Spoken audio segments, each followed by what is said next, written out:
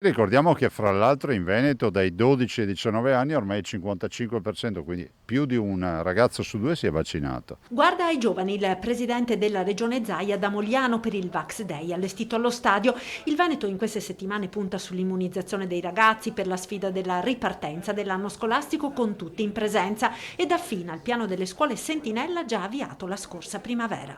Identificare delle scuole nel Veneto rappresentative da testare, diciamo, a cadenza ripetuta in maniera tale di verificare la circolazione del virus. Quindi dico che noi saremo presenti con i tamponi salivari molecolari in alcune scuole anche della provincia di Treviso proprio per valutare e monitorare il grado di circolazione del virus. Progetto Scuole Sentinella del Veneto che verrà replicato a livello nazionale, ma in queste ore fanno notizia anche i focolai emersi in due RSA, a Cartigliano nel Vicentino e a Mezzane di Sotto nel Veronese. La risposta anticorpale, quindi immunitaria, dopo la somministrazione del vaccino in un anziano è molto meno efficiente che in un giovane.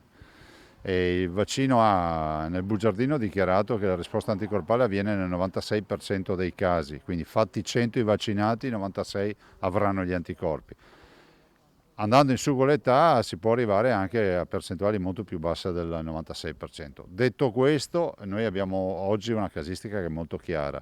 Il vaccinato che si reinfetta nella quasi totalità dei casi è un asintomatico, non ha sintomi, oppure ha sintomi lievi. I ricoveri per Covid di questa quarta ondata riguardano per la stragrande maggioranza persone non vaccinate. Oggi noi abbiamo in terapia intensiva sostanzialmente quasi tutti non vaccinati, anche di età giovane, abbiamo anche un 32enne, e in corsia abbiamo fondamentalmente il 70% dei ricoverati non vaccinati.